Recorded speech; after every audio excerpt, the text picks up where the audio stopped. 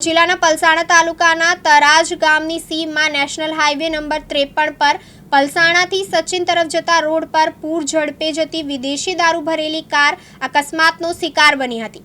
કારના ચાલકે તેજ ગતિએ બમ્પર કૂદાવતા ચાલકે સ્ટીયરિંગ પરથી કાબુ ગુમાવતા તે હાઈવે પરથી ફંગોળાઈને રોડની બાજુમાં આવેલા પાર્કિંગમાં ઘૂસી ગઈ હતી। આ અકસ્માતમાં 4 અન્ય વાહનોને અડફેટે લેવાયા હતા, જેના કારણે સ્થળ પર અફડાતફડીનો માહોલ સર્જાયો હતો। ઘટના વિગતવાર જોતા તરાજ ગામની સીમમાં આવેલા આ પાર્કિંગ વિસ્તારમાં ગામના ઉપસરપંચ ફારૂકભાઈ શેખના ઘરની નજીક આવેલું છે।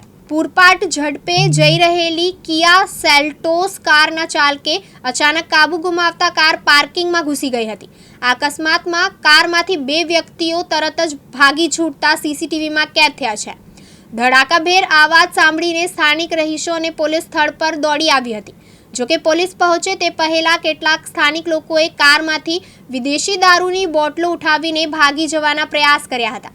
પોલીસે તાત્કાલિક કાર્યવાહી કરીને અલગ-અલગ બ્રાન્ડના વિદેશી દારૂના જથ્થાને જપ્ત કર્યો હતો। તેની કિંમત આશરે 2.16 લાખ રૂપિયા જેટલી આંકવામાં આવી છે। પોલીસે અજાણ્યા ચાલક અને ફરાર વ્યક્તિઓ વિરુદ્ધ ગુનો નોંધીને તપાસ હાથ ધરી છે।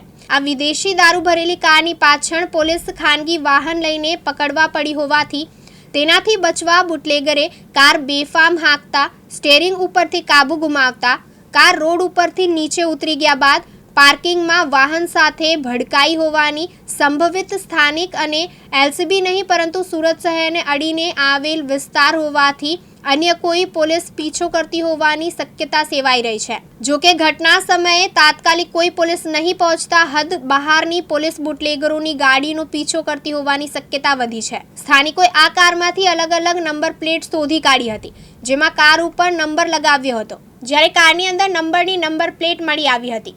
દારૂની હેરાફેરીમાં બુટલેગરો થોડા અંતરે નંબર પ્લેટ બદલતા હોવાની શક્યતા છે।